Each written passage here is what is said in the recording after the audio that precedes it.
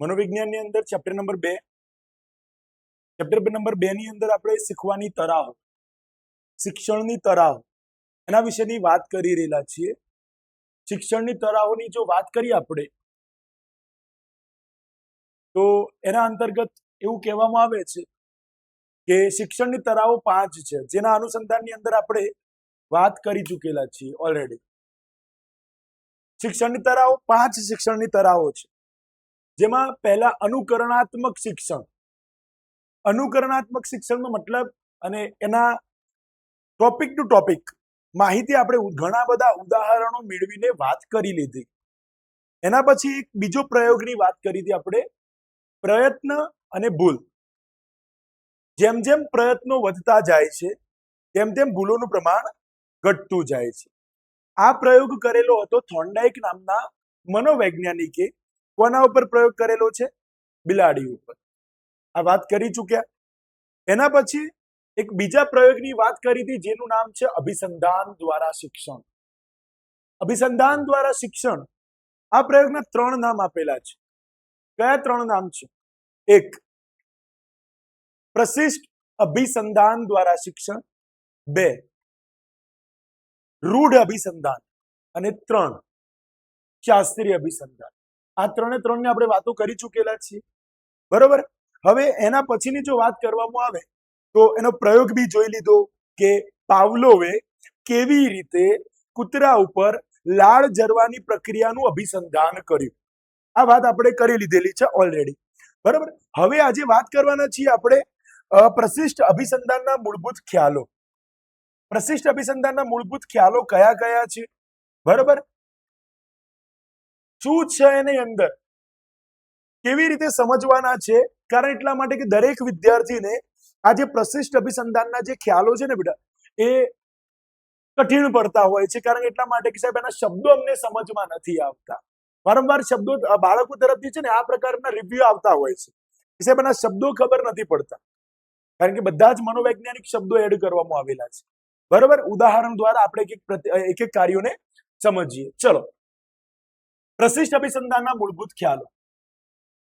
અહીં આપણે પાવલોવે કરેલા અભિસંધાનના પ્રયોગ વિશેની સાદી સરળ ભાષામાં સમજ મેળવી. એકદમ હાલ જે સ્ટોરીની વાત કરેલી છે, પાવલોવે કૂતરા ઉપર કઈ રીતે પ્રયોગ કરેલો છે એ પ્રયોગની સ્ટોરી આપણે જોઈ કે ભાઈ પાવલોવે કેવી રીતે ટેબલના ઉપર કૂતરાને ઉભો રાખ્યો હતો, કેવી રીતે એના મોઢાની નીચે લાળ માપક યંત્ર મૂક્યું હતું, કેવી રીતે રોજે ખોરાક આપતો અને સાથે સાથે ઘંટડી વગાડતો, અને કેવી રીતે કૂતરાની અંદર અભિસંધાન થયું કે ખાલી માત્ર ને માત્ર ઘંટડીનો અવાજ સાંભળતાની સાથે કૂતરું પોતે શું કરતું થઈ ગયું?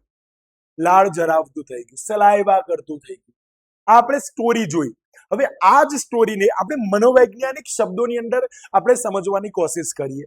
તો ચલો, હવે કહે છે કે પહેલો ટોપિક છે તમારો અનઅભિસંધિત ઉદ્દીપક. અભિસંધિત. અભિસંધિતનો મતલબ શું થાય?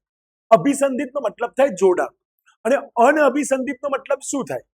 અનઅભિસંધિતનો મતલબ થાય જેનું જોડાણ થયેલું નથી તે. જેનું જોડાણ થયેલું નથી તે. આની વાત કરવાના છીએ. તો ચલો, શું કહે છે? જે ઉદ્દીપક કુદરતી સ્વાભાવિક પ્રતિક્રિયા માટે જવાબદાર હોય તેને અનઅભિસંધિત ઉદ્દીપક કહેવામાં આવે છે. સિમ્પલ વ્યાખ્યા છે. કૂતરું કોને જોઈને લાળ પાડે છે? કોને જોઈને? ખોરાકને જોઈને. ખોરાકને જોઈને લાળ પાડે છે કૂતરું. બસ આ કૂતરું જે સ્વાભાવિક પ્રતિક્રિયા કરે છે, કોને જોઈને? સ્વાભાવિક ઉદ્દીપકને જોઈને. સ્વાભાવિક ઉદ્દીપક એટલે કે ખોરાક. હવે ખોરાકનું જોવે અને કૂતરું લાળ પાડે, એમાં કોઈ નવાઈની વાત નથી. આ સ્વાભાવિક પ્રતિક્રિયા છે, આ કુદરતી પ્રતિક્રિયા છે. તો શું કહે છે? સ્વાભાવિક પ્રતિક્રિયા માટે જવાબદાર હોય તેને અનઅભિસંધિત ઉદ્દીપક કહેવાય છે. પાવલોવના પ્રયોગમાં કૂતરાની સામે ખોરાક રજૂ કરતાની સાથે કૂતરાના મોંમાં સ્વાભાવિક રીતે લાળ જરે છે. આમ આવી અનઅભિસંધિત પ્રતિક્રિયા. કઈ પ્રતિક્રિયા? અનઅભિસંધિત. અનઅભિસંધિતનો મતલબ શું થાય? જેનું જોડાણ થયેલું નથી તે. અને પ્રતિક્રિયા. પ્રતિક્રિયા એટલે કે કૂતરું જે સલાઈવા કરે છે ને, જે લાળ પાડે છે ને, એને કહેવામાં આવે છે પ્રતિક્રિયા. એટલે કે અનઅભિસંધિત પ્રતિક્રિયા એટલે કે શિક્ષણ વગરની લાળ પાડવાની ક્રિયા.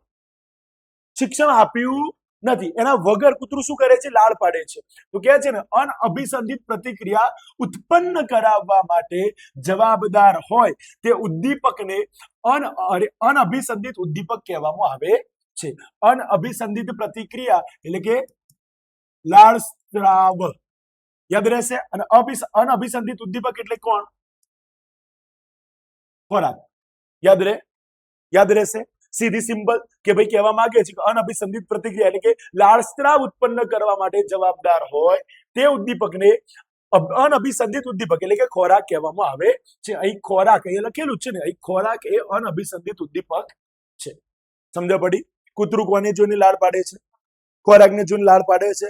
બરોબર, સિમ્પલ સ્વાભાવિક પ્રતિક્રિયા છે. આ જે સ્વાભાવિક આખી પ્રતિક્રિયા થાય છે ને એને અનઅભિસંધિત પ્રતિક્રિયા કહેવામાં આવે છે. અને કૂતરું કોને જોઈને લાળ પાડે છે? તો ખોરાક. તો ખોરાક એ શું છે? અનઅભિસંધિત ઉદ્દીપક. બરોબર, યાદ રહેશે. ચલો, એના પછી અનઅભિસંધિત પ્રતિક્રિયા. અનઅભિસંધિત પ્રતિક્રિયા એટલે શું? સ્વાભાવિક ઉદ્દીપકને જોઈને સ્વાભાવિક પ્રતિક્રિયા કરવી. સ્વાભાવિક ઉદ્દીપક એટલે શું? ખોરાક. ખોરાકને જોઈને કૂતરું શું કરવાનું છે? લાળ પાડવાનું છે. તો સ્વાભાવિક જ છે ને ભાઈ. એમાં કોઈ શિક્ષણ આવે છે ખરું? એમાં કઈ શીખવાડ્યું છે ખરું? ના. તો શું કહે છે? કોઈ પણ પ્રકારના જોડાણ કે શિક્ષણ વગર અભિસંધાન થયા પહેલા જે પ્રતિક્રિયા જોવા મળે, જે પ્રતિક્રિયા કેવી છે? શીખાયેલી નથી. આ પ્રકારની પ્રતિક્રિયા કોઈ પણ પ્રકારના જોડાણ કે શિક્ષણ વગર જોવા મળતી પ્રતિક્ષિપ્ત પ્રતિક્રિયાને કેવી કહેવામાં આવે છે? અનઅભિસંધિત પ્રતિક્રિયા તરીકે ઓળખવામાં આવે છે. સીધી ભાષાની અંદર એટલું લોજિક વાપરો મિત્રો. કેવું કે ભાઈ એક નાનકડું ઉદાહરણ તમે સમજી લો કે કૂતરાને તમે શું આપ્યું? ખોરાક. તો તમને તરત જ શું જોવા મળ્યું? કૂતરાએ શું કર્યું? સલાઈવા કરી કે ના કરી? સલાઈવા કરીને, લાળ પાડવાની ક્રિયા કરીને. બસ આ પ્રતિક્રિયા એટલે કેવી? સ્વાભાવિક જ છે ને. અને આ સ્વાભાવિક પ્રતિક્રિયાને આપણે શું કહીએ છીએ? અનઅભિસંધિત પ્રતિક્રિયા. કઈ પ્રતિક્રિયા કહીએ છીએ? અનઅભિસંધિત પ્રતિક્રિયા. અને ટૂંકમાં સ્વાભાવિક ઉદ્દીપકથી ઉત્પન્ન થતી સ્વાભાવિક પ્રતિક્રિયા. સ્વાભાવિક ઉદ્દીપકથી જે ઉત્પન્ન થાય એવી સ્વાભાવિક પ્રતિક્રિયા. તમે મને કહો, સ્વાભાવિક ઉદ્દીપક એટલે કોણ? ખોરાક. અને સ્વાભાવિક પ્રતિક્રિયા એટલે કોણ? લાળ જરવાની ક્રિયા. તો આ બંને વસ્તુમાં કોઈ શિક્ષણ આવે ખરું? સીધી લોજિક વાળી વસ્તુ છે ને, સિમ્પલ વસ્તુ છે બેટા. ખોરાકને જોતાની સાથે કૂતરું શું કરે છે? સલાઈવા કરે છે. અને ક્યાં છે કે જોવા મળતી પ્રતિક્ષિપ્ત પ્રતિક્રિયાને અનઅભિસંધિત પ્રતિક્રિયા કહેવામાં આવે છે. ટૂંકમાં સ્વાભાવિક ઉદ્દીપકથી ઉત્પન્ન થતી સ્વાભાવિક પ્રતિક્રિયા એટલે અનઅભિસંધિત પ્રતિક્રિયા. પાવલોવના પ્રયોગમાં કૂતરાની સામે ખોરાક રજૂ કરતાની સાથે કૂતરાના મોંમાં લાળ જરવાની સ્વાભાવિક પ્રતિક્રિયા જોવા મળે છે, જેને શું કહેવામાં આવે છે મિત્રો? અનઅભિસંધિત પ્રતિક્રિયા કહેવામાં આવે છે. આ બે ટોપિકમાં કોઈ જ ગડબડ નથી. કારણ કે આ બંને ટોપિક કયા? અનઅભિસંધિત ઉદ્દીપક અને અનઅભિસંધિત પ્રતિક્રિયા. આમાં કશું યાદ રાખવા જેવું નથી સાહેબ. આમાં યાદ રાખવાનું છે શું? કે સ્વાભાવિક પ્રતિક્રિયાથી, સ્વાભાવિક ઉદ્દીપકથી સ્વાભાવિક પ્રતિક્રિયા જોવા મળે છે. શું? સ્વાભાવિક ઉદ્દીપક એટલે ખોરાક અને સ્વાભાવિક પ્રતિક્રિયા એટલે કે લાળ જરવાની ક્રિયા. આ વસ્તુ જોવા મળે છે. બસ આટલી જ વાત કરેલી છે. હવે એના પછી શું કહે છે? એના પછી હવે વાત કરવાની, આ બંને હાલ કોની વાત કરી આપણે? જે કૂતરાએ શિક્ષણ મેળવેલું નહોતું ત્યારે કૂતરું કેવી રીતે વર્તન કરતું હતું એની વાત કરી. હવે જ્યારે કૂતરાએ શિક્ષણ મેળવ્યું, હવે જ્યારે કૂતરાએ શિક્ષણ મેળવ્યું, શાનું શિક્ષણ મેળવ્યું? ઘંટડીનો અવાજ થાય ત્યારે શું કરવાનું? સલાઈવા કરવાની. આ શિક્ષણ મેળવ્યું કે ના મેળવ્યું? કારણ કે રોજે પાવલોવ શું કરતો હતો? એને ખોરાક આપે, સાથે સાથે શું વગાડતો? ઘંટડી. ખોરાક આપે, ઘંટડી વગાડે. ખોરાક આપે, ઘંટડી વગાડે. આની આ પ્રોસેસ ચાલ્યા કરતી હતી. હવે પરિસ્થિતિ કેવી થઈ? કૂતરાએ શિક્ષણ મેળવી લીધું કે ભાઈ જ્યારે જ્યારે ઘંટડી વાગે છે ત્યારે શું થાય છે? મને શું મળે છે? ખોરાક. હવે અભિસંધિત ઉદ્દીપકમાં શું થશે? ઉદ્દીપક બદલાઈ જશે. પહેલા કૂતરું કોને જોઈને લાળ પાડતું હતું? ખોરાકને જોઈને લાળ પાડતું હતું ને. હવે જ્યારે શિક્ષણ મળી ગયું ને કૂતરાને, ત્યારે કૂતરું કોને જોઈને લાળ પાડે છે? ઘંટડીનો અવાજ. તો અહીંયા અભિસંધિત ઉદ્દીપક તમારું કોણ બનશે? ઘંટડીનો અવાજ. કોણ બનશે? ચલો આને સમજીએ આપણે. અનઅભિસંધિત ઉદ્દીપક સાથે. અનઅભિસંધિત ઉદ્દીપક એટલે કે ખોરાક. ખોરાકની સાથે વારંવાર જેને રજૂ કરવાથી અનઅભિસંધિત પ્રતિક્રિયા. અનઅભિસંધિત પ્રતિક્રિયા એટલે કઈ? લાળ સ્રાવ. બરાબર, લાળ સ્રાવ જેવી પ્રતિક્રિયા ઉત્પન્ન કરાવી શકે. જેવી કીધું છે, આના જેવી, લાળ સ્રાવ જેવી પ્રતિક્રિયા ઉત્પન્ન કરાવી શકે તે ઉદ્દીપકને શું કહેવામાં આવે છે? અભિસંધિત ઉદ્દીપક કહેવાય છે. એટલે અભિસંધિત ઉદ્દીપક એટલે કોણ? આ અભિસંધિત ઉદ્દીપક એટલે કે ઘંટડીનો અવાજ. સમજાશે? ઘંટડીનો શું થાય? કૂતરું હવે શિક્ષણ મેળવી લીધા બાદ કોના અવાજને સાંભળીને લાળ સ્ત્રાવ કરે છે? ઘંટડીનો અવાજ. જ્યારે કૂતરાએ શિક્ષણ મેળવેલું નહોતું તો કૂતરો જે છે એ કૂતરો કેવી રીતે લાળ સ્ત્રાવ કરતો હતો? ખોરાકને જોઈને. તો વગર શિક્ષણે કૂતરો ખોરાકને જોઈને લાળ સ્ત્રાવ કરે છે, જ્યારે શિક્ષણ સાથે કૂતરો ઘંટડીના અવાજને સાંભળીને લાળ સ્ત્રાવ કરે છે. અહીંયા લખેલું છે ને, પાવલોના પ્રયોગમાં કૂતરાની સામે ખોરાક રજૂ કરતા પહેલા વારંવાર ઘંટડીનો અવાજ રજૂ કરવાથી ફક્ત ઘંટડીનો અવાજ સાંભળતાની સાથે કૂતરાના મોંમાં લાળ જરવાની પ્રતિક્રિયા જોવા મળે છે. ખરેખર તો લાળ જરવાની જે પ્રતિક્રિયા છે ને એ ખોરાકની રજૂઆત પછી જોવા મળતી હતી. હકીકત તો આ છે બેટા. શિક્ષણ મળેલું છે એવું આપણે કઈ રીતે કહી શકીએ? શિક્ષણ મળેલું છે એવું આપણે ત્યારે કહી શકીએ કે જ્યારે સાહેબ પહેલા પ્રતિક્રિયા કેવી જોવા મળતી હતી? ખબર છે? કૂતરાના સામે ખોરાક રજૂ કર્યો, કૂતરાએ ખોરાકને જોયો અને પછી સલાઈવા કરી, પછી કૂતરું સલાઈવા કરતું હતું. હવે પ્રતિક્રિયા આખી ઊંધી થાય છે. કેવી રીતે પ્રતિક્રિયા થાય છે? ખાલી માત્ર હજુ ખોરાક સામે આવ્યો નથી, ખાલી માત્ર ઘંટડીનો અવાજ કરવામાં આવે છે. ખાલી માત્ર શું કરવામાં આવે છે? ઘંટડીનો અવાજ કરવામાં આવે છે અને કૂતરું પોતે શું કરતું થઈ જાય છે? સલાઈવા. તો આ વસ્તુ બતાવે છે કે નહીં કે કૂતરાએ શું મેળવેલું છે? શિક્ષણ. બરોબર. હવે શું કહે છે? ખરેખર તો લાળ જરવાની પ્રતિક્રિયા ખોરાકની રજૂઆત પછી જોવા મળતી હતી, જે હવે ઘંટડીનો અવાજ સાંભળતાની સાથે જ ખોરાક મળશે એવી અપેક્ષાએ લાળ જરવાની પ્રતિક્રિયા થાય છે. હવે કૂતરો કેમ ઘંટડીનો અવાજ સાંભળતાની સાથે લાળ જરાવે છે? કેમ? કારણ કે અપેક્ષા જન્મે છે. કઈ અપેક્ષા જન્મે છે? કે ભાઈ હવે મને ખોરાક મળશે, હવે મને ખોરાક મળશે, હવે મને ખોરાક મળશે. આ અપેક્ષાએ પોતે શું કરે છે? પહેલાથી જ સલાઈવા કરવાનું શરૂ કરી લે છે. અને એના પછી કહે છે, આમ આ સમગ્ર ઘટના કૂતરાને મળેલા શિક્ષણનો સ્પષ્ટ નિર્દેશ કરે છે. આવી અભિસંધિત પ્રતિક્રિયા ઉત્પન્ન કરાવવા માટે. અભિસંધિત પ્રતિક્રિયા એટલે કેવી? હવે લાળ કોને જોઈને કૂતરું પાડે છે? ઘંટડીના અવાજને જોઈને. ઘંટડીના અવાજને સાંભળીને કૂતરું લાળ પાડે છે. તો હવે આ જે સલાઈવા કરીને, આ જે લાળ પાડવાની જે ક્રિયા કરીને, એ કેવી છે ખબર છે? અભિસંધિત પ્રતિક્રિયા છે. કેવી પ્રતિક્રિયા છે? અભિસંધિત પ્રતિક્રિયા ઉત્પન્ન કરવા માટે જવાબદાર હોય તે ઉદ્દીપકને અભિસંધિત ઉદ્દીપક કહેવાય છે. અહીંયા આ લાળ જરવાની પ્રતિક્રિયા. અને જ્યારે કે અભિસંધિત ઉદ્દીપક એટલે શું?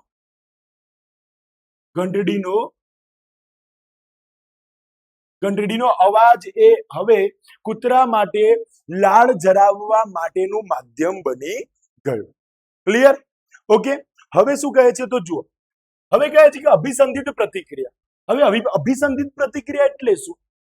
પહેલા કૂતરું કોને જોઈને લાળ પાડતું હતું? એટલું કહો મને ખાલી. ખોરાકને. શિક્ષણ નહોતું મળ્યું ત્યારે કૂતરું ખોરાકને જોઈને લાળ પાડતું હતું. હવે કૂતરું જ્યારે શિક્ષણ મળી ગયું છે, હવે શિક્ષણ મળી ગયું છે ત્યારે કૂતરું કોને જોઈને લાળ પાડે છે? ઘંટડીનો અવાજ. હવે આ વસ્તુ જે પછી શિક્ષણ મળી ગયા પછી જે ઘંટડીનો અવાજ સાંભળીને કૂતરું જે લાળ પાડવાની પ્રક્રિયા કરે છે ને, સમજાય છે ને, એને કહેવામાં આવે છે અભિસંધિત પ્રતિક્રિયા. પ્રતિક્રિયા આખા પ્રયોગમાં એક જ છે. કૂતરું બીજી કોઈ પ્રતિક્રિયા કરતું જ નથી. શિક્ષણ મળેલું હોય તો પણ અને શિક્ષણ ના મળેલું હોય તો પણ કઈ પ્રતિક્રિયા કરે છે કૂતરું? તો લાળ જરાવવાની પ્રતિક્રિયા કરે છે. પણ ફરક બસ એટલો છે કે પહેલા ખોરાકને જોઈને લાળ પાડતું હતું કૂતરું, અને હવે માત્ર ઘંટડીનો અવાજ સાંભળીને લાળ જરાવે છે. તો કહે છે ને જે પ્રતિક્રિયાનું જોડાણ પહેલા જે તે ઉદ્દીપક સાથે નહોતું, ઘંટડીનો અવાજ પહેલા શિક્ષણ નહોતું આપ્યું ત્યારે કૂતરાને ઘંટડીનો અવાજ હજારો વખત કરવામાં આવે, કઈ ફરક પડતો તો ખરો ના. પરંતુ શિક્ષણ કે મહાવરા બાદ જ્યારે કૂતરાને શું આપવામાં આવ્યું? શિક્ષણ. એના બાદ ચોક્કસ ઉદ્દીપકની રજૂઆત થતા, ચોક્કસ ઉદ્દીપક કોણ રજૂ થયો? ઘંટડીનો અવાજ થતા જ ચોક્કસ પ્રતિક્રિયા જોવા મળે. ચોક્કસ કઈ પ્રતિક્રિયા જોવા મળે છે? લાળ જરવાની પ્રતિક્રિયા. ચોક્કસ પ્રતિક્રિયા જોવા મળે તો તેને અભિસંધિત પ્રતિક્રિયા કહેવામાં આવે છે. કઈ પ્રતિક્રિયા કહેવામાં આવે છે? બે પ્રતિક્રિયાઓ છે બેટા તમારા ટોપિકમાં, અનઅભિસંધિત પ્રતિક્રિયા અને એક અભિસંધિત પ્રતિક્રિયા. અનઅભિસંધિત પ્રતિક્રિયા કોને કહેવાય? જે કૂતરું પોતે ખોરાકને જોઈને લાળ જરાવે એને કહેવાય અનઅભિસંધિત પ્રતિક્રિયા. અને અભિસંધિત પ્રતિક્રિયા કોને કહેવાય? તો જે કૂતરું ઘંટડીના અવાજને સાંભળીને લાળ જરાવે એને શું કહેવાય? અભિસંધિત પ્રતિક્રિયા. યાદ રહેશે? ચલો હવે પાવલોના પ્રયોગમાં ઘંટડીનો અવાજ સાંભળતાની સાથે કૂતરાના મોંમાં લાળ જરવાની પ્રતિક્રિયાને અભિસંધિત પ્રતિક્રિયા કહે છે. શાસ્ત્રીય અભિસંધાનની સમગ્ર પ્રક્રિયાને નીચેની આકૃતિ દ્વારા વધુ સ્પષ્ટ રીતે સમજવાની કોશિશ કરીએ. ચલો અહીંયા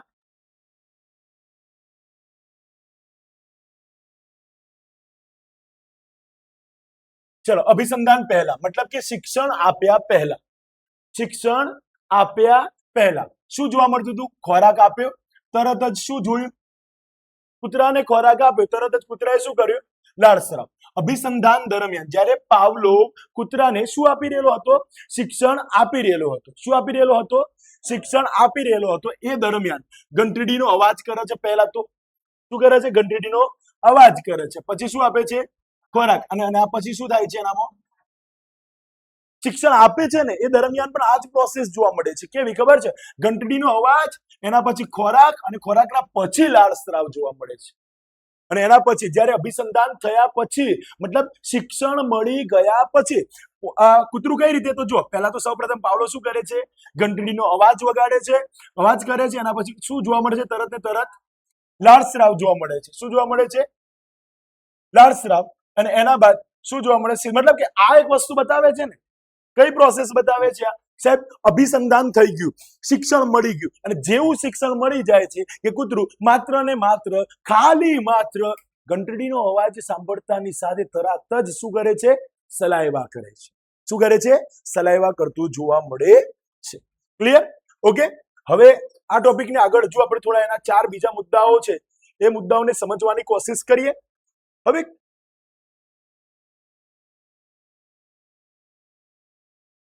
ચલો હવે પ્રબલન. પ્રબલન એટલે શું? કૂતરું ક્યારે લાળ પાડે છે? પ્રશ્ન છે મારો. કૂતરું ક્યારે લાળ પાડે છે? ખોરાક આપવામાં આવે ત્યારે. તો ખોરાક એના માટે શું થયું? પ્રબલન થયું કે ના થયું? એક નાનકડું ઉદાહરણ આપું. તમે કોઈ તમારું કોઈ આજુબાજુમાં તમે કોઈ ગામમાં તમારે કઈ કામકાજ છે, બરોબર, અને એ કામકાજ તમારે કોઈ નાના બાળકના જોડે કરાવવું છે, તો તમે શું કરશો? બેટા અહીંયા આવતો, અને આવું કહીને એને શું કહેશો? બેટા આટલું કામ કરી લે ને, એના જોડે તું 5 રૂપિયા લે, વાપરી લેજે. બાળક છે તમારું કામ કરવા માટે કામ નથી કરતું. એને જે મળે છે ને પ્રબલન, 5 રૂપિયા જે મળે છે ને એના માટે તમારું કામ કરે છે. સમજાય છે ને? કહેવાનો મતલબ શું છે કે બાળક કઈ રીતે કામ કરે છે? બાળકને 5 રૂપિયા મળે છે એક્સ્ટ્રા વાપરવા માટે, એટલા માટે કામ કરે છે. અહીંયા કૂતરું એમનેમ જ લાળ પાડે છે? બિલકુલ નહીં. કૂતરું કેમ લાળ પાડે છે? કારણ કે એને શું મળે છે? સામે ખોરાક મળે છે. શું મળે છે? ખોરાક. તો અહીંયા પ્રાણીની પ્રતિક્રિયાને બળવત્તર બનાવનારું ઘટક એટલે કે પ્રબલન. કોઈ પણ પ્રાણી હોય કે માનવી હોય, એ કાર્ય એકદમ ઝડપથી ક્યારે કરશે? જ્યારે એને શું આપવામાં આવે? પ્રબલન. કોઈ કર્મચારી છે, કોઈ કંપનીમાં કર્મચારી છે, એને કહેવામાં આવે ભાઈ તારે આજે બીજા 3-4 કલાક વધારે કામ કરવાનું છે. તો પહેલા તો એમ આયુષ થઈ જશે. કેમ? કારણ કે સેલેરી એટલી ને એટલી જ મળે છે ને, વધારાનું કામ મને મળી રહ્યું છે, એ માયુસ થઈ જશે ને. પણ એને એમ કહેવામાં આવે કે તું જે 3 વધારાના કલાક કામ કરે છે ને એની એક્સ્ટ્રા સેલેરી હું તને આપીશ. તે વધારે ઉત્તેજિત થઈને ઝડપથી કામ કરશે કે નહીં કરે? અને પછી સાહેબને સામેથી પણ કહેશે કે સાહેબ આવું બીજી વખતે કામ હોય ને તો મને કહેતા રહેજો. સમજ પડે છે ને? તો આ દુનિયાની અંદર કોઈ પણ માણસ જ્યારે કાર્ય કરે છે ને, એના પાછળનું એક કાર્ય એટલે કે પ્રબલન હોવું જરૂરી છે. ત્યારે જ કોઈ પણ માણસ એકદમ ચોકસાઈથી સારામાં સારું કાર્ય કરે છે. બરાબર? તો અહીંયા વ્યાખ્યા યાદ કરી લેવાની છે મિત્રો. પ્રાણીની પ્રતિક્રિયાને બળવત્તર બનાવનારું ઘટક એટલે પ્રબલન. અને પાવલોના પ્રયોગમાં ખોરાક એ શું છે? પ્રબલન છે. પાવલોના પ્રયોગમાં પ્રબલન કોણ છે? ખોરાક. યાદ રહેશે? બરાબર. હવે એના પછી શું કહે છે? વિલોપન. વિલોપનનો મતલબ શું થાય? વિલોપનનો મતલબ શું થાય? ભૂલી જવું. વિલોપનનો મતલબ શું થાય? ભૂલી જવું. ભૂલી જવું એટલે કેવું બેટા? સીધી સિમ્પલ વસ્તુ છે કે એક નાનકડી વસ્તુ છે કે અહીંયા પાવલોના પ્રયોગની જો વાત કરી લઉં, પાવલોના પ્રયોગની અંદર પાવલો પોતે રેગ્યુલર શું વગાડ કરે? ઘંટડી વગાડ કરે. અને સામે જે પ્રબલનના સ્વરૂપમાં જે શું આપવાનું છે, એને ખોરાક આપવાનો છે. ખોરાક આપે જ નહીં તો કૂતરું સલાઈવા કરશે ખરું? ના, એ ભૂલી જશે કે ભાઈ એ સમય ગયો. કયો સમય ગયો? કે ભાઈ એ સમય હતો કે પાવલોભાઈ શું કરતા હતા? ઘંટડી વગાડતા હતા, તરત ખોરાક હાજર કરી દેતા. ઘંટડી વગાડતા હતા, ખોરાક શું કરી દેતા હતા? તરત હાજર કરી દેતા. એટલે કે અહીંયા વાત કરવામાં આવે છે વિલોપનની. વિલોપનનો મતલબ થાય ભૂલી જવું. અહીંયા કહે છે કે પ્રાણીમાં એકવાર અભિસંધાન સ્થપાઈ જાય પછી સતત અભિસંધિત ઉદ્દીપક એટલે કે ઘંટડીનો અવાજ સાથે જો અનઅભિસંધિત ઉદ્દીપક એટલે કે ખોરાક ન આપવામાં આવે, એટલે કે પ્રબલનની ગેરહાજરીમાં ક્રમશઃ અભિસંધાન કેવું થતું જોવા મળે છે? લુપ્ત થતું જોવા મળે છે. જેને શું કહેવામાં આવે છે? વિલોપનની ક્રિયા. સીધી ભાષામાં આવી રીતે લખવું હોય તો લખી શકાય કે પ્રબલનની ગેરહાજરીમાં પ્રાણીની અંદર થતું અભિસંધાનની લુપ્તતા અથવા અભિસંધાન જે લુપ્ત થાય, શીખેલી પ્રતિક્રિયા જે ભૂલાઈ જાય, એને શું કહેવામાં આવે છે? વિલોપન. યાદ રહેશે? ઓકે. એના પછી નવો ટોપિક છે તમારો ઉદ્દીપકનું સામાન્યીકરણ. ઉદ્દીપકનું સામાન્યીકરણ ડાયરેક્ટ તમને સમજાવી આપું. ઉદ્દીપકનું સામાન્યીકરણની અંદર અહીંયા પાવલો થોડુંક કંઈક વધારે વિચારે છે. પાવલો એવું વિચારે છે કે હું જ્યારે આને ખોરાક આપું, મતલબ કે ઘંટડીનો અવાજ વગાડું, ત્યારે એ સલાઈવા કરવો જોઈએ. કૂતરું શું કરવું જોઈએ? સલાઈવા કરવો જોઈએ. અને જ્યારે હું ચાહું ને ત્યારે બંધ બી કરી દેવો જોઈએ. પાવલો કહે છે કે હું જ્યારે કહું ત્યારે એને સલાઈવા કરે, મતલબ લાળ જરવાની ક્રિયા કરે. અને જ્યારે હું કહું ત્યારે એ શું કરી દેવું જોઈએ? બંધ કરી દેવું જોઈએ. તો આના માટે એણે શું કર્યું ખબર છે? ઘંટડી અને બઝર. કોનો ઉપયોગ કર્યો? ઘંટડીનો અને બઝરનો, બંનેનો ઉપયોગ કર્યો. પણ હવે પ્રતિક્રિયા કંઈક ઊંધી જોવા મળી. જ્યારે પાવલો પોતે ઘંટડીનો અવાજ કરતો ત્યારે તો સલાઈવા કૂતરું કરતું જ હતું, પણ જ્યારે બઝરનો અવાજ કરતો ત્યારે પણ કૂતરું સલાઈવા જ કરતું હતું. મતલબ પ્રોબ્લેમ કેવી થઈ કે કૂતરાએ પોતે ઘંટડીનો અવાજ અને બઝરનો અવાજ બંનેને સેમ સમજી લીધા. બંને અવાજો કેવા સમજી લીધા? સેમ. એટલે કે અહીંયા ઉદ્દીપકનું શું થયું? સામાન્યીકરણ. બંને ઉદ્દીપકોને કેવા સમજવા? સરખા સમજવા. આને શું કહેવામાં આવે છે? ઉદ્દીપકનું સામાન્યીકરણ. બંને ઉદ્દીપકો ઘંટડી અને બઝર, બંને ઉદ્દીપકોને કેવા સમજી લીધા? આને સરખા. આને શું કહેવામાં આવે છે? ઉદ્દીપકનું સામાન્યીકરણ. અને એના પછી જે ટોપિક કયો? ઉદ્દીપકનું ભેદબોધન. આની અંદર શું આવે છે મિત્રો? ઉદ્દીપકના ભેદબોધનમાં ભેદ પાડતા શીખવાડવું. ભેદ પાડતા કઈ રીતે શીખવાડવામાં આવે ભાઈ? હવે પાવલોએ એક નવી યુક્તિ અજમાવી. કેવી નવી યુક્તિ અજમાવી? કે જ્યારે ઘંટડી વગાડવામાં આવે ત્યારે શું આપવામાં આવે? ખોરાક આપવામાં આવે. જ્યારે ઘંટડી વગાડવામાં આવે ત્યારે શું આપવામાં આવે? ખોરાક આપવામાં આવે. અને જ્યારે બઝર વગાડવામાં આવે ત્યારે એના આગળથી વાસણ અથવા તો જે એને જમવા માટે જે કંઈ પણ આપેલું હોય ને એના આગળથી શું કરી લેવામાં આવે? લઈ લેવામાં આવે. રેગ્યુલર આની આ પ્રોસેસ ચાલુ કરી. ઘંટડી વગાડે, ખોરાક આપે. બઝર વગાડે, આગળથી ખોરાક લઈ લે. આની આ પ્રોસેસ રેગ્યુલર ચાલે. ઘંટડી વાગી, ખોરાક આપ્યો. બઝર વાગ્યું, ખોરાક લઈ લીધો. હવે કૂતરાના મગજમાં છે ને ઘંટડીનો અવાજ અને બઝરના અવાજ બંનેના વચ્ચે શું જોવા મળે છે? તફાવત જોવા મળે છે. કેવો તફાવત જોવા મળે છે? ઘંટડીના અવાજમાં અને બઝરના અવાજની વચ્ચે. કૂતરાને હવે શીખવા મળી ગયું કે જ્યારે ઘંટડીનો અવાજ થાય છે ત્યારે મને શું મળે છે?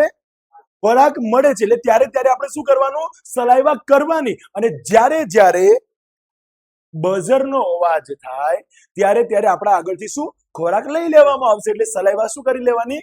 પાછી ખેંચી લેવાની. અને આ જ વસ્તુ જોવા મળે છે કે પાવલોવે જ્યારે ઘંટડીનો અવાજ કર્યો ત્યારે કૂતરાએ શું કર્યું? સલાઈવા કરી. અને જ્યારે બઝરનો અવાજ કર્યો ને તો સામે ભલે ખોરાક પડેલો હતો છતાં પણ કૂતરાએ શું કરી લીધું? સલાઈવા પોતાની પાછી ખેંચી લીધી. આ વસ્તુ સમજાય છે? બરોબર. આ પાવલોવે કૂતરાને આપેલું શિક્ષણ હતું. શાના દ્વારા શિક્ષણ આપ્યું? અભિસંધાન દ્વારા. અભિસંધાનથી કોઈ પણ પ્રાણીને આપણે શિક્ષિત કરી શકીએ છીએ. આવો ખ્યાલ પાવલોએ આપણને શીખવાડ્યો છે. યાદ રહેશે. પાવલોનો પ્રયોગની અંદર આપણે ઘણા બધા સારા એવા પ્રશ્નો બી જોયા. પાવલોના પ્રયોગની અંદર પહેલા તો વાત કરી અભિસંધાન એટલે શું? અભિસંધાન એટલે કે જોડાણ. એના પછી જ્યારે વાત કરી આપણે પાવલોની સ્ટોરી જોઈ, પ્રયોગ કઈ રીતે કર્યો છે એની વાત કરી. એની અંદર વાત કરેલી છે કે પાવલોને ક્યારે નોબેલ પારિતોષિક એનાયત કરવામાં આવ્યું હતું. ક્યારે નોબેલ પારિતોષિક એનાયત કરવામાં આવ્યું હતું? 1904 પાવલોને શામાં રસ હતો? પાચન ક્રિયાના અભ્યાસ કરવામાં એને ખૂબ જ રસ હતો. અને એવું કહેવામાં આવે છે કે નોબેલ પારિતોષિક એનાયત કરેલા જે પાવલો છે ને એને 1904 ની અંદર શું આપવામાં આવે? 1904 ની અંદર નોબેલ પારિતોષિક મળ્યું હતું. સમજણ પડે છે? અને એને કોના ઉપર પ્રયોગ કર્યો હતો? કૂતરા ઉપર. અને હવે વાત કરીએ તો પ્રશિષ્ટ અભિસંધાનના મૂળભૂત ખ્યાલો, 8 મૂળભૂત ખ્યાલો છે જે આપણે જોઈ લીધા.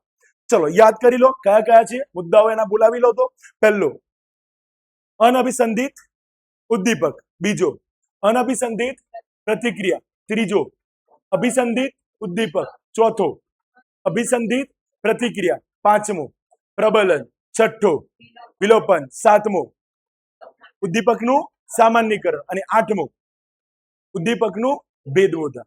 આ કમ્પલસરી બેટા સેક્શન ડી ની અંદર વારંવાર પૂછાય છે. પ્રશિષ્ટ અભિસંધાનના મૂળભૂત ખ્યાલો. તો આને કમ્પલસરી તમારે યાદ કરવાનું રહેશે. ઓકે.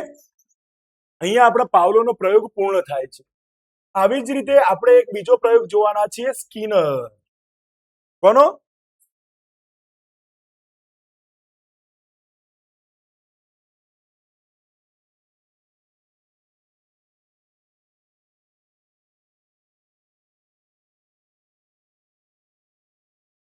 સ્કિનર નામના મનોવૈજ્ઞાનિક છે. એમણે ઉંદર ઉપર અભ્યાસ કરેલો છે. કોના ઉપર? મિત્રો એક વસ્તુ ખાસ ધ્યાનમાં લેજો આ પ્રયોગને શીખતા પહેલા, કે આ પ્રયોગ સ્કિનરે ઉંદર ઉપર કરેલો છે. કેમ આટલો બધો વધારે પડતો ભાર આપીને બોલી રહેલો છું? કારણ એટલા માટે કે સાહેબ ગ્રાઇડની અંદર છે ને, જ્યારે તમે ગ્રાઇડોમાં જુઓ છો ને ત્યારે ગ્રાઇડની અંદર કોલેજ લેવલના કબૂતર ઉપરના અને ઘણા બધા પ્રયોગો એની અંદર એડ કરી દીધેલા છે. તો આ બધી વસ્તુ તમારા ધ્યાનમાં ન આવે અથવા તો એ બધું તૈયાર ન કરી દેતા, નહીતર તમારી બોર્ડની એક્ઝામમાં તમને ઘણી બધી તકલીફો પડશે.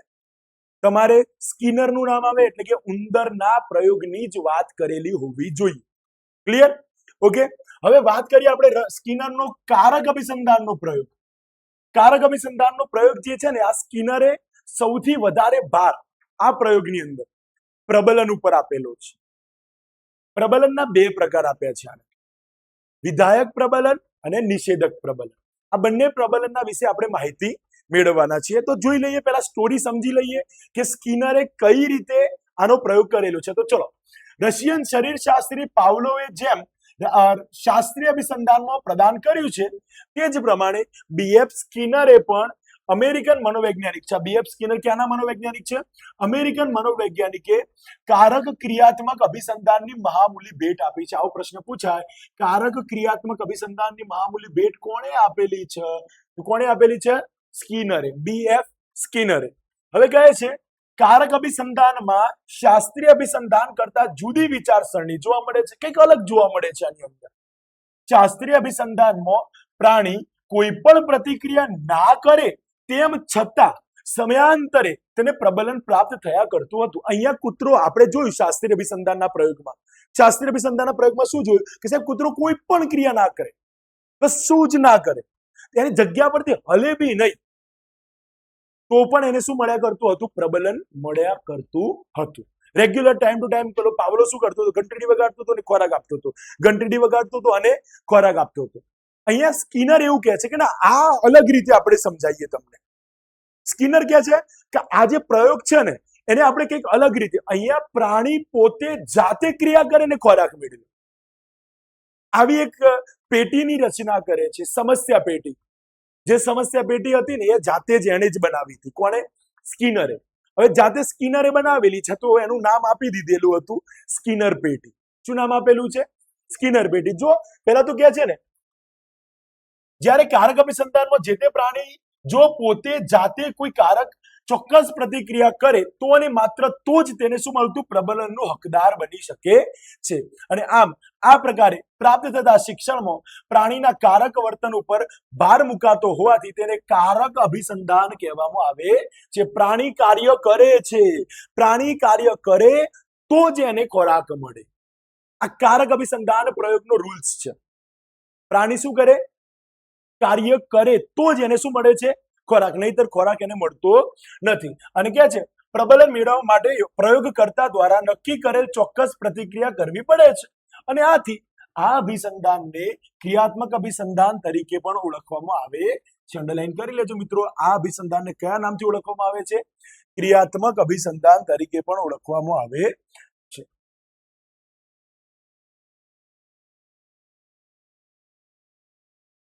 હવે વાત કરીએ આપણે BF સ્કિનરની.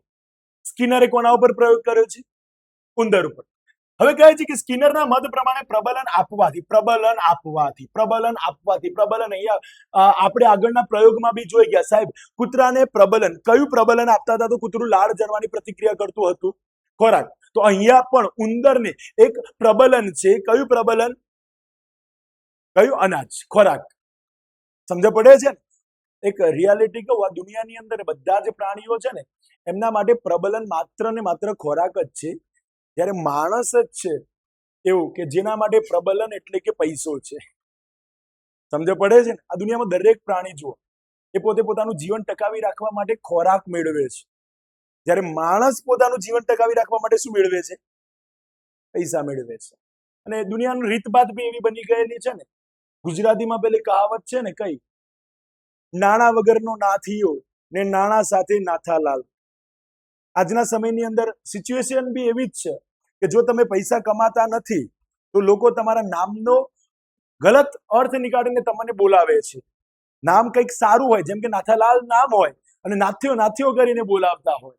અને જો તમારા જોડે પૈસા છે તો પછી ગમે તે જેવું જ કેમ નામ નથી, લોકો એને ઇજ્જતથી લે છે. સમજ પડે છે ને? તો આજનો સમય કંઈક બદલાઈ ગયેલો છે, સિચ્યુએશન બદલાયેલી છે, તો એના સાથે ઢળવું જરૂરી છે. તો આજના સમયનું સૌથી માણસના માટેનું પ્રબલન એ તમારે મેળવવાનું છે. સમજ પડી? ઓકે, ચલો. અહીંયા કહીએ છીએ કે સ્કિનરના મત પ્રમાણે પ્રબલન આપવાથી પ્રાણી કે માનવીના વર્તનને શું કરી શકાય છે? પોતાની ઈચ્છા પ્રમાણે આકાર આપી શકાય છે. આ માન્યતાને પ્રાયોગિક ધોરણે ચકાસવા માટે તેમણે એક સમસ્યા પેટીની રચના કરી, જેને સ્કિનર પેટી તરીકે ઓળખવામાં આવે છે. હવે આ સ્કિનર પેટીની રચના કોણે કરેલી છે? સ્કિનરે, BF સ્કિનરે. હવે સ્કિનરે જાતે બનાવી છે ને એટલા માટે આનું નામ આપ્યું છે BF સ્કિનર પેટી. આ સમસ્યા પેટીની વિશેષતા એ હતી કે તેમાં અન્નગુટિકા, અન્નગુટિકાનો મતલબ થાય ખોરાક, સંચય પેટીને અને પેટીની નીચેની તરફ આવેલા હાથાને એક તાર કે સળિયાથી એવી રીતે સાંકળવામાં આવે છે કે પ્રાણી જ્યારે હાથો દબાવે ત્યારે અન્નગુટિકા સંચય પેટીમાંથી, સંચય પેટી એટલે કે પાંજરાની ઉપર મૂકવામાં આવેલું એક બોક્સ, બરાબર, સળિયાની એવી રીતે સાંકળવામાં આવે છે કે પ્રાણી જ્યારે હાથો દબાવે ત્યારે અન્નગુટિકા સંચય પેટીમાંથી અન્ન પાત્રમાં આવે છે. સીધી એક વસ્તુ તમને સમજાવું. માની લો કે કેવા પ્રકારની હશે? એક બોક્સ હોય આવું, જેના ઉપર એક સંચય પેટી મૂકવામાં આવેલી હોય અને એક અન્ન પાત્ર અહીંયા મૂકવામાં આવેલું. ઘણી બધી અન્ન ગુટિકાઓ આની અંદર મૂકેલી હોય.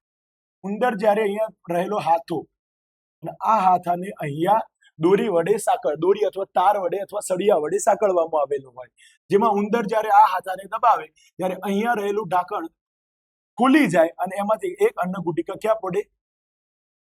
અન્ન પાત્રની અંદર આવીને પડે. કંઈક આવી રચના સ્કિનર દ્વારા બનાવવામાં આવેલી હતી. બહુ મોટી પેટી હશે, આપણે થોડીક જગ્યાના અભાવના કારણે થોડીક નાનકડી પેટી બનાવેલી છે. બરાબર. હવે કહે છે કે સમસ્યા પેટીમાં એક ભૂખ્યા ઉંદરને મૂકવામાં આવ્યો.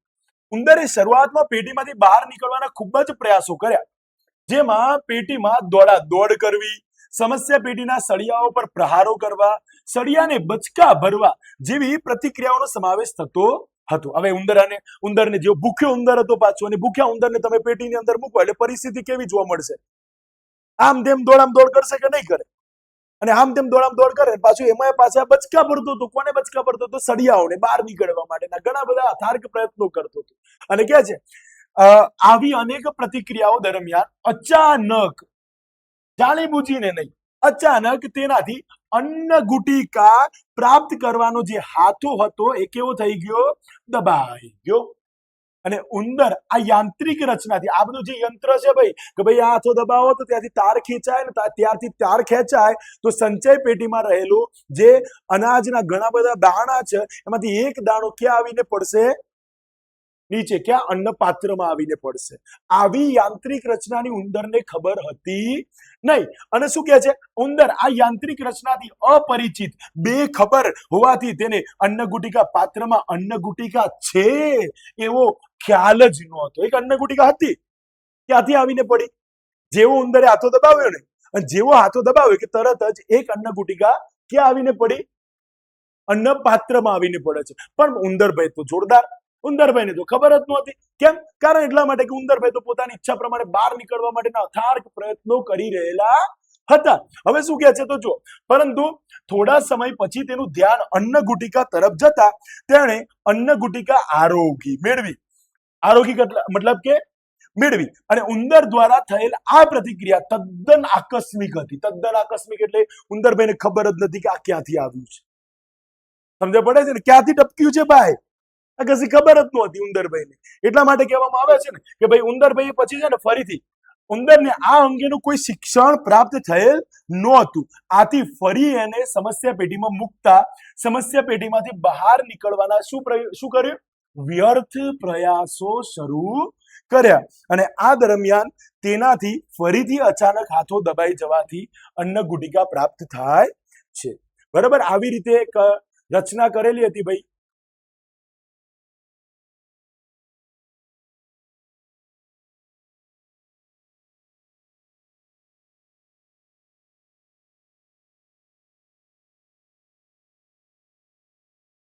બરોબર. સ્કિનરના અભિસંધાનના પ્રયોગની પ્રાયોગિક પરિસ્થિતિ કંઈક આવી હતી કે ભાઈ હાથો દબાવે અને તરત જ એની અંદર ઉપર સંચય પેટીમાંથી શું પડી જાય?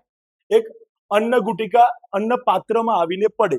બરાબર. હવે પ્રથમ અન્ન ગુટિકા ઉંદરે ક્યારે મેળવી, કેટલી મિનિટે મેળવી, કેવી રીતે શિક્ષણ મેળવ્યું એની વાત આપણે કરી લઈએ. હવે પહેલું જ કહે છે કે પ્રથમ અન્ન ગુટિકા ઉંદરને પેટીમાં મૂક્યાની કેટલી મિનિટ પછી? જેવો ઉંદરને પાંજરામાં મૂક્યો કે તરત જ ઉંદરને 15 મિનિટ પછી પ્રાપ્ત થઈ હતી. જ્યારે બીજી અન્ન ગુટિકા પેટીમાં મૂક્યાની 35 મિનિટ એટલે કે પ્રથમ અન્ન ગુટિકા પ્રાપ્ત થયાની 20 મિનિટ પછી પ્રાપ્ત થઈ હતી. ટોટલ સમય અહીંયા ગણતરીમાં લેવામાં આવે છે, જેના ઉપર હું રાઉન્ડ કરી રહેલો છું ને મિનિટો ખાસ યાદ રાખી લેજો. અહીંયા શું કહે છે? ત્યારબાદ 47 મિનિટે અને ત્રીજી અન્ન ગુટિકા અને એના પછી અન્ન ગુટિકા ચોથી અન્ન ગુટિકા ઉંદરને પાંજરામાં મૂક્યાની 71મી મિનિટે પ્રાપ્ત થઈ. આ 4 વાર હાથો દબાવ્યો. ઉંદરે કેટલી વાર હાથો દબાવ્યો? 4 વાર હાથો દબાવવાની પ્રતિક્રિયાઓની અંતે એના પછી ખબર પડી ભાઈ ઉંદરને, અરે એમ છે, આવું છે તાણે કે શું કરવાનું છે ભાઈ? હાથો દબાવવાનો છે ને અન્ન ગુટિકા પડશે. આપણે જલસાવાળી જિંદગી છે, મસ્ત ત્યાં બેસીને ખાવાનું છે.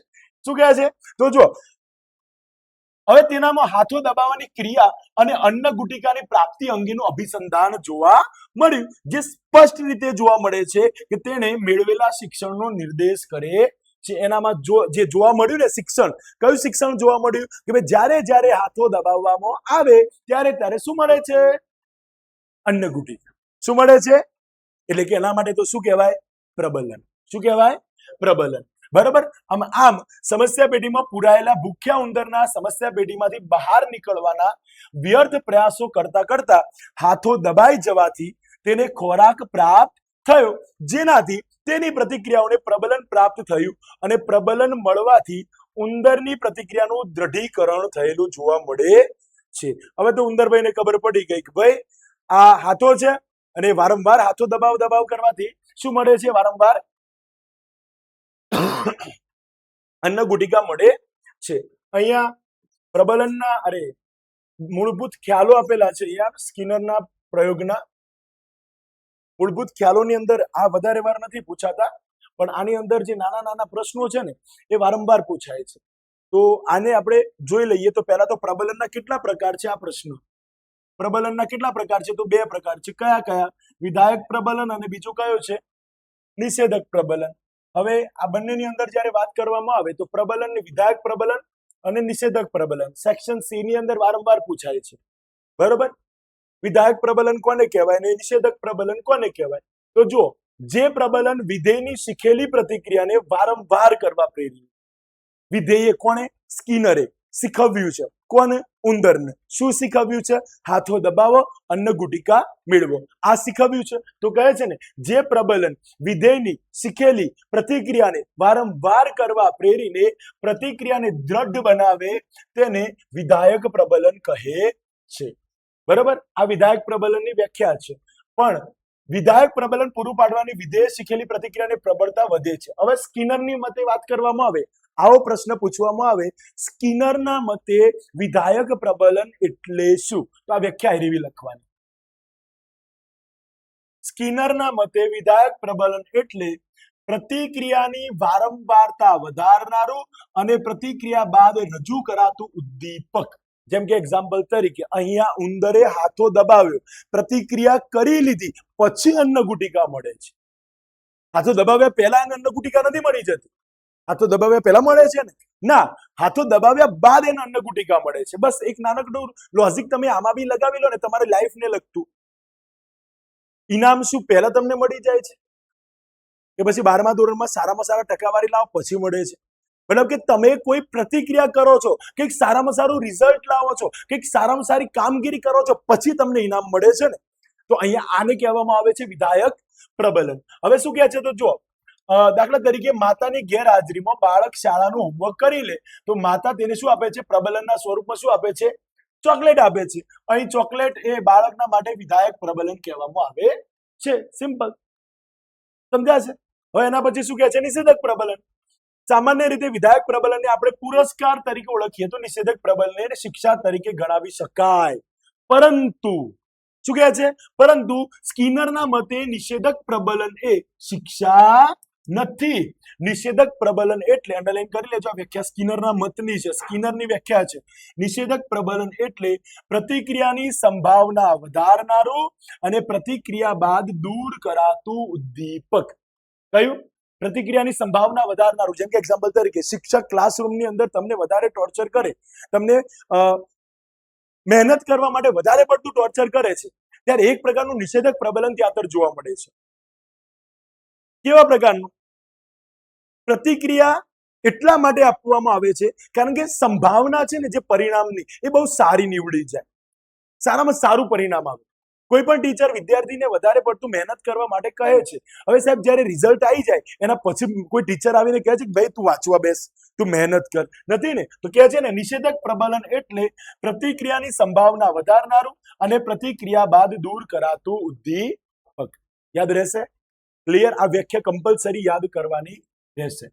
બંને વ્યાખ્યાઓ મેં તમને અંડરલાઈન કરાવી એ. ઓકે, હવે આની અંદર બી એ જ વસ્તુ છે બેટા. વિલોપન ક્યારે જોવા મળે છે? ક્યારે જોવા મળશે તમે કહો મને. હવે જેમ આપણે પાવલોના પ્રયોગની અંદર વિલોપનની પ્રક્રિયા સમજ્યા, બરોબર? પાવલોના પ્રયોગમાં જેમ આપણે વિલોપનની ક્રિયા સમજ્યા, બસ એના અનુસંધાનમાં એની એ જ વાત કરેલી છે કે સ્કિનરના પ્રયોગની અંદર ઉંદર પોતે વારંવાર શું દબાવે? હાથો દબાવ્યા જાય, અને જો પ્રબલનના સ્વરૂપમાં એને શું ના મળે? ખોરાક ન મળે, એટલે કે અન્ન ગુટિકા ન મળે. જો અન્ન ગુટિકા ન મળે તો કેવી પરિસ્થિતિ સર્જાશે? વિલોપનની ક્રિયા જોવા મળશે. વિલોપન જોવા મળે. ભૂલી જવું. વિલોપનનો મતલબ શું થાય? ભૂલી જવું. મતલબ કે ઉંદર હવે ભૂલી જશે કે ભાઈ મને હાથો દબાવવાના કારણે શું મળતું હતું? ખોરાક. આ પ્રતિક્રિયા ઉંદરમાં કેવી જોવા મળશે? વિલોપન, મતલબ કે બિલકુલ ભૂલી જશે. બસ આ જ પ્રક્રિયાની અંદર ઉદાહરણ આપીને તમને સમજાવવામાં આવેલી છે. અહીંયા ઉદ્દીપકનું સામાન્યકરણ અહીંયા એક જ પ્રતિક્રિયા છે બેટા, એક જ પરિસ્થિતિ છે. કઈ પરિસ્થિતિ છે? વન એન્ડ ઓનલી સમસ્યા પેટી, સ્કિનર પેટી. એનાથી બીજી કોઈ સમસ્યા છે અહીંયા? નથી ને, એક જ પરિસ્થિતિ છે ને. બસ આ એવું કહેવા માંગે છે ઉદ્દીપકની સામાન્યકરણની અંદર અહીંયા ઉંદર ઉપર સામાન્યકરણ થતું નથી. એટલા માટે બીજું કોઈક ઉદાહરણ આપેલું છે. જો દાખલા તરીકે બાળક રમકડાથી રમતું હોય અને તમે તેનું રમકડું સંતાડો, તો થોડી જ વારમાં બાળક તે રમકડું શું કરે છે? શોધી કાઢે છે. અને આવું વારંવાર કરવાથી તમે તેનું રમકડું સંતાડો કે તરત જ તે જગ્યાએથી બાળક શું કરી નાખે છે? રમકડું શું કરી નાખે છે? શોધી કાઢે છે. અને થોડી જ વારમાં બાળક તે રમકડું શોધી કાઢે છે. આવું વારંવાર કરવાથી તમે તેનું રમકડું સંતાડો કે તરત જ તે જગ્યાએથી બાળક રમકડું શોધી કાઢવાની ક્રિયા કરતા શીખી લે છે. અને આ ક્રિયાને અભિસંધાન કહી શકાય. હવે તમે કોઈ અન્ય જગ્યાએ તેનું રમકડું સંતાડો છો તો થોડા પ્રયત્નોની અંતે બાળક નવી જગ્યાએથી પણ શું કરે છે? બાળક રમકડું શોધી કાઢે છે. આમ બાળકની નવી જગ્યાએથી રમકડું શોધી કાઢવાની ક્રિયા એ રમકડું સંતાડવાની જૂની જગ્યા સાથે શું થયેલું કહેવામાં આવે છે? સામાન્યકરણ. અને ક્યાં છે? નવી જગ્યાનું સામાન્યકરણ થયાનો સ્પષ્ટ નિર્દેશ કરે છે. સીધી ભાષાની અંદર એટલું જ છે યાર કે જૂની જગ્યાએ બાળકને રમકડું સંતાડતા હતા તો બાળકનું એક જ કામ હતું ને, કયું? રમકડું શોધી લેવાનું. એક જ કામ હતું ને. હવે તમે નવી જગ્યાએ શોધ્યું છે પણ થોડીક મહેનત પહોંચશે ને, થોડીક મહેનત લાગશે, પણ એ નવી જગ્યાએથી પણ બાળક શું કરી લેશે? રમકડું શોધી લેશે. એટલે કે અહીંયા સામાન્યકરણ થાય છે. જૂની જગ્યાનું નવી જગ્યા સાથે શું થાય છે? બાળકનું રમકડું શોધવાનું સામાન્યકરણ. અને છેલ્લો ટોપિક છે તમારો ઉદ્દીપકનું ભેદબોધન. શું છે ઉદ્દીપકનું ભેદબોધન? અહીંયા ભેદબોધન કઈ રીતે થાય છે સાહેબ? અહીંયા તો કોઈ બીજી એવી પરિસ્થિતિ છે જ નહીં. એક જ અન્નગુટિકા આપવામાં આવે છે. અહીંયા જ્યારે ઉંદરને ભેદબોધન કરતા સ્કિનર શીખવાડવા માંગે છે તો કઈ રીતે કરે છે ખબર છે? જ્યારે પ્રકાશની હાજરી હોય, જ્યારે શું હોય? પ્રકાશની હાજરી હોય ત્યારે ઉંદર ગમે તે જેટલી વખતે હાથો દબાવશે ત્યારે શું આપવામાં આવશે? અન્નગુટિકા આપવામાં આવશે. પણ જો પ્રકાશની ગેરહાજરીમાં જો ઉંદર હાથો દબાવે તો એને અન્નગુટિકા આપવામાં આવશે નહીં. અને આની આ પ્રક્રિયા વારંવાર કરવાના કારણે પ્રકાશની હાજરી હોય તો ખોરાક આપો, પ્રકાશની ગેરહાજરી હોય તો ખોરાક ન આપો. આની આ પ્રક્રિયા વારંવાર કરવાના કારણે ઉંદરની અંદર અભિસંધાન એ પ્રકારનું થાય છે કે જાણે કે ઉદ્દીપકનું ભેદબોધન. કેવું ભેદબોધન જોવા મળે છે ઉંદરમાં? કે ભાઈ જ્યારે પ્રકાશની હાજરી હોય ત્યારે હાથો દબાવવાનો અને જ્યારે પ્રકાશની ગેરહાજરી હોય ત્યારે હાથો દબાવવાનો નહીં. આ છે ઉદ્દીપકની અંદર ભેદબોધન. બરોબર? આ હતો તમારો સ્કિનરનો પ્રયોગ. સ્કિનરના પ્રયોગની અંદર ઉદ્દીપકનું ભેદબોધન યાદ કરવું જરૂરી છે. અને બે જે મેં પ્રબલનના પ્રકારો કહ્યા એ બંને પ્રકારો તમારે કમ્પલસરી યાદ કરવાના છે બેટા. કારણ એટલા માટે કે વારંવાર પૂછાયેલા પ્રશ્નો છે. આ ચેપ્ટર હું પહેલાથી તમને કહેતો આવેલો છું કે આ ચેપ્ટર બહુ જ આઈએમપી છે, મોસ્ટ આઈએમપી છે. કેમ? કારણ કે હું તમને કહું ને કે સાહેબ કોઈ પણ બાળકને તૈયાર ખાલી માત્ર ને માત્ર પાસ થવું હોય ને, પાસ, તો પણ આ પહેલું બીજું ચેપ્ટર તૈયાર કરી દેશે ને તો પણ આસાનીથી પાસ થઈ જશે બાળક. સમજાય છે ને વસ્તુ? પણ આપણે પાસ નથી થવાનું. આપણે સાહેબ 100 માંથી 100 લાવવાના છે. કારણ કે તમારું જે પેપર છે ને કેટલા માર્ક્સનું આવવાનું છે ખબર છે? ટોટલ 130, 130 માર્ક્સનું આવશે પેપર. સાહેબ પાછું તમે ક્યાં નવું લઈને આવ્યા? ઓપ્શનની સાથેની વાત કરું છું યાર. 130 માર્ક્સનું તમારું પેપર આવશે. તમારે લાવવાના છે ખાલી સાહેબ 100 માર્ક્સ. કેટલા લાવવાના છે? ખાલી 100 માર્ક્સ. બરોબર ને? ઈઝી છે યાર. પરિસ્થિતિ જેટલી વધારે ભયાનક લાગતી હોય છે એ પરિસ્થિતિ એટલી ભયાનક હોતી નથી. તમે તમારા મનથી વિચારો છો કે સાહેબ એ પરિસ્થિતિ ભયાનક છે, નહીતર ક્યારે એ ભયાનક તો હતી જ નહીં. સમજ પડે છે ને? આ પરિસ્થિતિનું ભાન બોર્ડની એક્ઝામ પૂરી થયા પછી લાગશે કે સાહેબ લાગતું હતું ચાલુ કે સાહેબ બોર્ડની એક્ઝામ બહુ કઠિન છે, પણ સાહેબ એકદમ ઇઝીલી નીકળી ગઈ. ક્યારે? જ્યારે પ્રબલનના સ્વરૂપમાં સાહેબ તમારા જોડે હશે ત્યારે. ક્લિયર? ઓકે, નેક્સ્ટ પાર્ટની અંદર આપણે ચિમ્પાન્જીની વાતો કરવાની છે, 3 પ્રયોગોની વાત કરવાની છે અને આપણે આપણા ચેપ્ટરની પૂર્ણાહુતિ કરીશું. Okay, thank you.